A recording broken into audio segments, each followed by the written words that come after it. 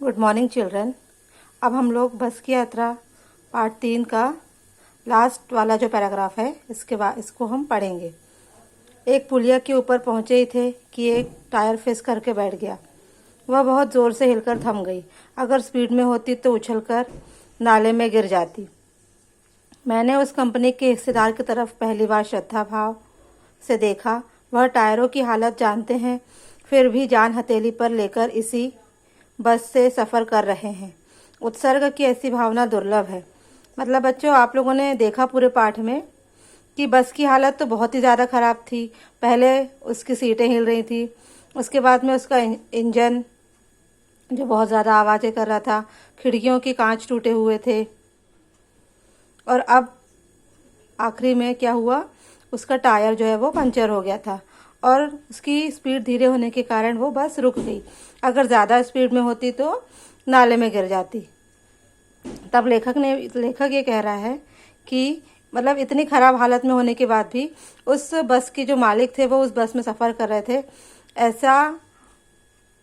ऐसा संयोग उसने पहली बार देखा था कि वो अपनी जान हथेली पर रखकर इस बस में सफ़र कर रहा था। इसे तो किसी क्रांतिकारी आंदोलन का नेता होना चाहिए। अगर बस नाले में गिर पड़ती और हम सब मर जाते तो देवता बाहें पसारे उसका इंतज़ार करते, कहते वह महान आदमी आ रहा है जिसने एक टायर के लिए प्राण दे दिए। मर गया पर टायर नहीं बदला। मतलब कि यहाँ पर उन मालिकों पर जो लेखक है उन्होंने उनका मजाक उड़ाया है, उनकी व्यवस्था पर मजाक उड़ाया है। इसके बाद में यहाँ देखिए आखिरी पैराग्राफ में, दूसरा घिसा टायर लगाकर बस फिर चल पड़ी। अब हमने वक्त पर पन्ना पहुँचने की उम्मीद छोड़ दी थी। पन्ना कभी भी पहुँचने की उम्मीद छोड़ दी थी। पन्ना क्या, कहीं भी कभी भी पहुँचने की उम्मीद छोड़ दी थी। लगता था जिंदगी इसी बस में गुजारनी है और इससे सीधे उस लोक को प्रयाण कर जाना है। इस पृथ्वी पर उसकी कोई मंजिल नहीं है। हमारी बेताबी तनाव खत्म हो गए। हम बड़े इत्मीनान से घर की तरफ बैठ गए। चिंता जाती रही, हंसी मजाक चालू हो गया।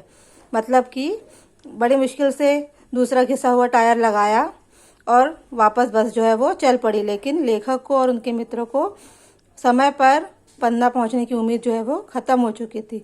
पन्ना क्या, कहीं पर भी पहुंचने की उनकी उम्मीद जो थी वो ख़त्म हो चुकी थी। और अब उन्हें लगा कि अब हमारा सफ़र तो इसी बस में चालू रहेगा और यहीं से हम सीधे भगवान के पास जाएंगे। उनकी सारी चिंताएं जो थी वो ख़त्म हो चुकी थी और वो सभी आराम से जैसे घर में बैठते हैं वैसे ही बैठ गए और उनकी सारी चिंताएं जो है वो ख़त्म हो गई और सभी लोगों ने हंसी मजाक करना चालू कर दिया।